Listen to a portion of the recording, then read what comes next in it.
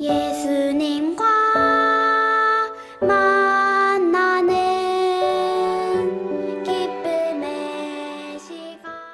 고맙습니다. 하나님 아버지 감사합니다. 예배를 올려드립니다. 하나님 영광 받아 주시옵소서. 예수님의 이름으로 기도드립니다. 아멘. 자, 이런 친구들 오늘 사도신경으로 우리 함께 예배를 드리도록 하겠습니다. 같이 함께 신앙 고백하겠습니다. 시작. 전능하사 천지를 만드신 하나님 아버지를 믿사오니 그 외아들 우리 주 예수 그리스도를 믿사오니 이는 성령으로 잉태하사 동정녀 마리아에게 나시고 본디오 빌라도에게 고난을 십자가에 못 박혀 죽으시고 장사 징사한 만에 죽은 자 가운데서 다시 살아나시며 하늘에 오르사 전능하신 하나님 우편에 앉아 계시다가 저리로서 산자와 진자를 심판하러 오시리라. 성령을 믿사오며 거룩한 하나님과 성도가 서로 교통하는 것과 죄를 사하여 주시는 것과 몸이 다시 사는 것과 영원히 사는 것을 믿사옵나이다. 우리 찬양이 언제나 넘치면 좋아하는 그 말로 이어가지고 우리 함께 찬양 올리도록 하겠습니다.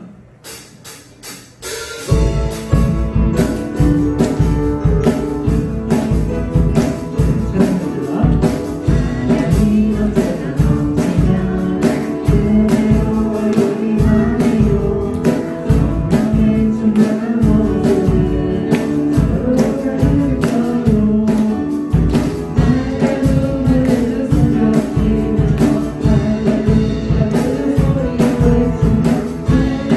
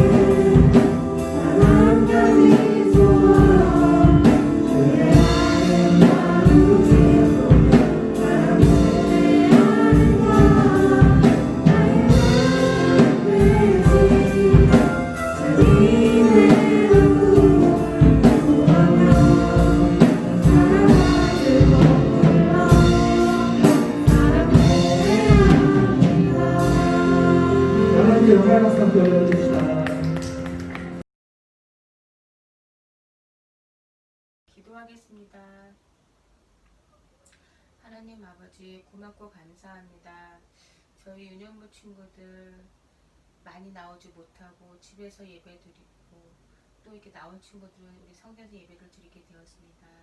하나님, 그러나 나오지 못한 친구들, 나온 친구들 모두가 하나님 앞에 온전히 예배 드릴 수 있도록 하여 주시고, 하나님 그 마음과 생각을 성령님께서 붙잡아 주시어서 하나님 찬양 드리고 예배 드리고 말씀 듣고 하나님 앞에 바로 설 수 있는 유년부 친구들 되게 하여 주시니 감사합니다.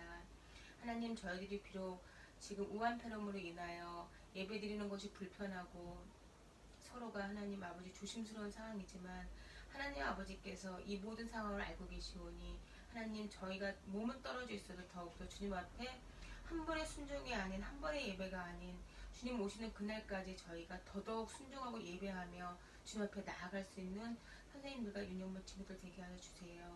오늘도 살아계시고 역사하시는 예수님의 이름으로 기도드렸습니다. 아멘. 오늘 읽으실 말씀은 사도행전 2장 46절에서 47절까지의 말씀입니다.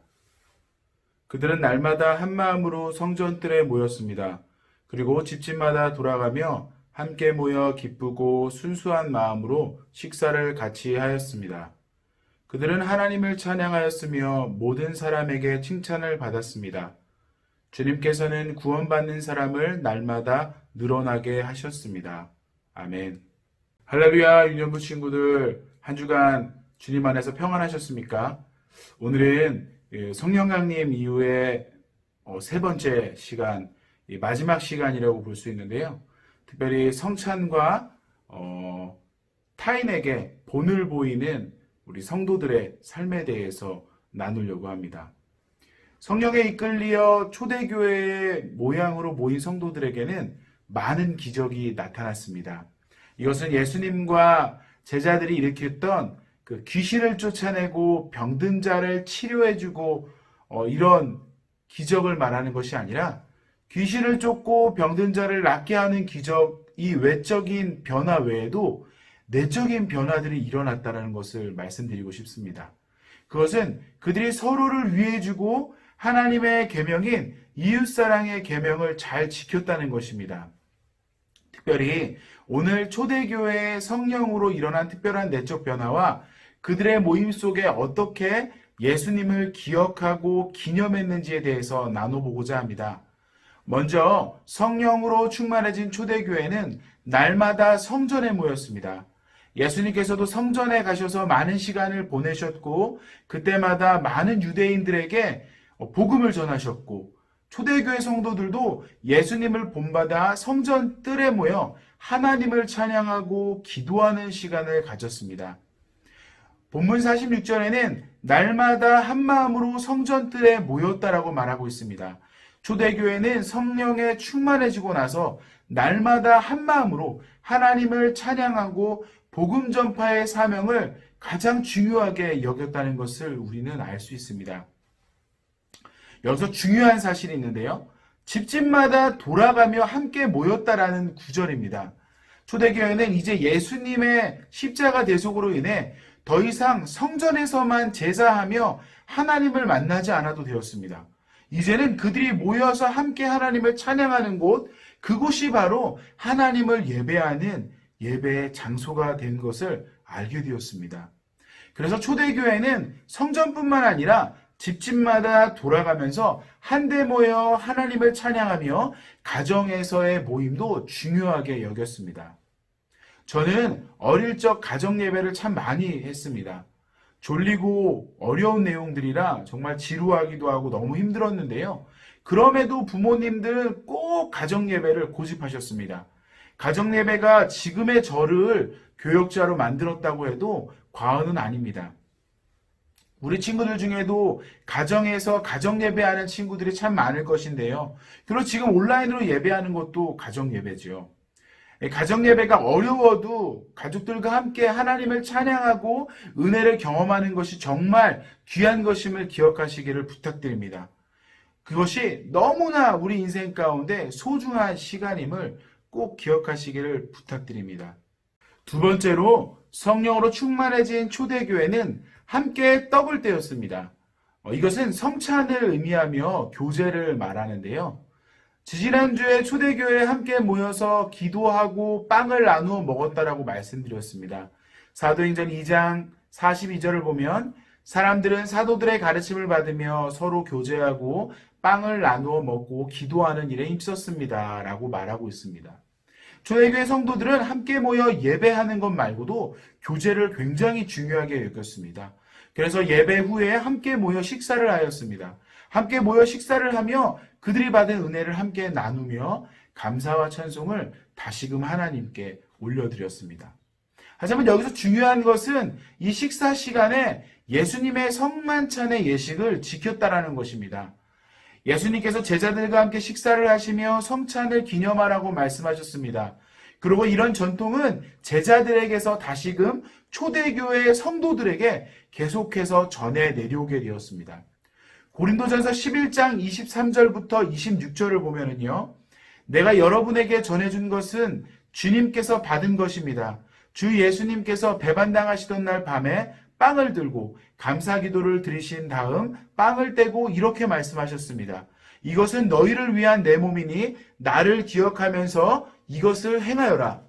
똑같은 방법으로 식사 후에 잔을 들고 말씀하셨습니다. 이 잔은 내 피로 세우는 새 언약이다. 이 잔을 마실 때마다 나를 기억하면서 이것을 행하여라. 여러분 이 빵을 먹고 잔을 마실 때마다 주님이 오실 때까지 주님의 죽으심을 전하십시오. 아멘.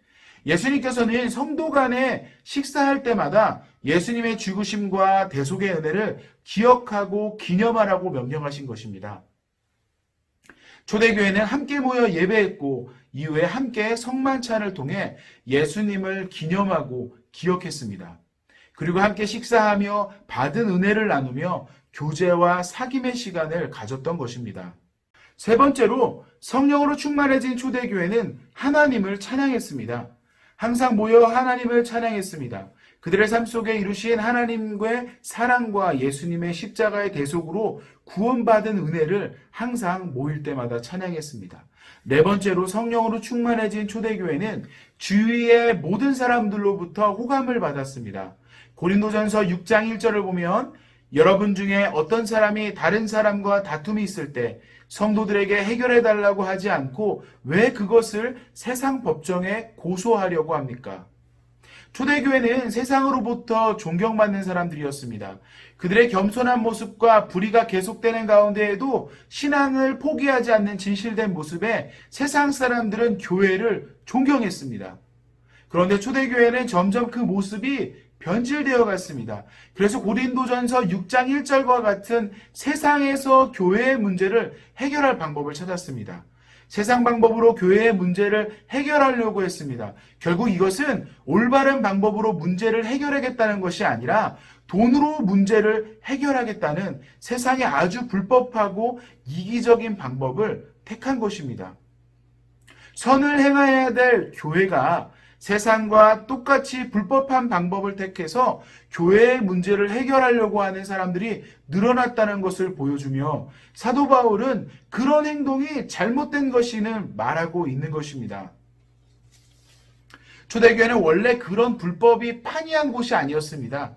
그들은 세상에서 존경받았고 그들의 정직한 겸손한 모습을 주위의 모든 사람들이 보고 모두 호감을 가질 만큼 멋진 모습이었습니다.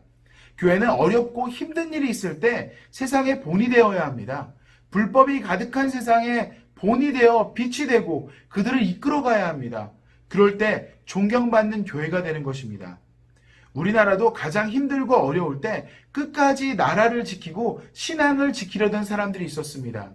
일본의 독재 속에 나라를 지키기 위해 힘쓴 수많은 리더들이 그런 분들입니다.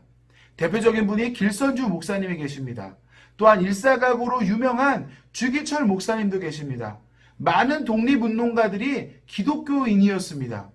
지금 우리 교회가 세상 속에서 나쁜 말로 비하되어지고 있는 이유는 어찌 보면 당연할 수도 있습니다. 그것은 교회가 세상을 변화시키기보다 세상을 따라가는 부분이 너무 많기 때문입니다.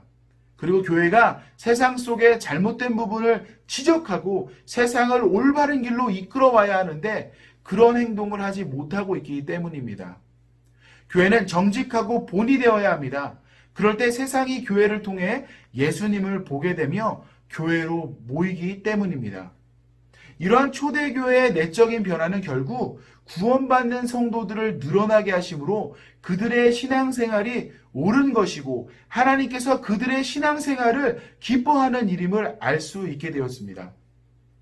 우리도 이러한 초대교회의 변화를 기억하여 우리 교회 안에 날마다 구원받는 친구들이 늘어나는 것을 꿈꿔야 합니다. 지난 몇 주간 초대교회가 그렇게 기다리던 성령님과 성령님이 임했을 때 초대교회의 모습을 배웠습니다. 이제는 우리 삶 속에 초대교회에 일어났던 성령의 임재와 성령님을 통한 우리 속에 변화된 삶을 이루기 위해 노력해야 합니다. 우리가 성령님을 의지할 때 성령님께서는 우리 가운데 역사하시고 하나님의 나라는 우리 삶 가운데 임하여 우리는 매일의 삶 속에 하나님을 경험하게 되는 것입니다. 사도행전 5장 42절을 보면 그들은 날마다 성전뜰에 그리고 집집마다 다니며 예수님이 바로 그리스도라는 복음의 내용을 쉬지 않고 가르치고 전했습니다. 라고 말하고 있습니다. 초대교회의 구별된 신앙생활은 저들만의 것으로 끝나지 않고 그들이 속한 가정에서 신앙을 공유하게 되었고 그로 인해 더욱 많은 신앙 공동체가 만들어졌습니다. 그리고 예수님을 향한 초대교회의 신앙은 변함없는 하나님을 향한 경배로 이어졌고 하나님을 향한 찬양의 이유가 되었습니다.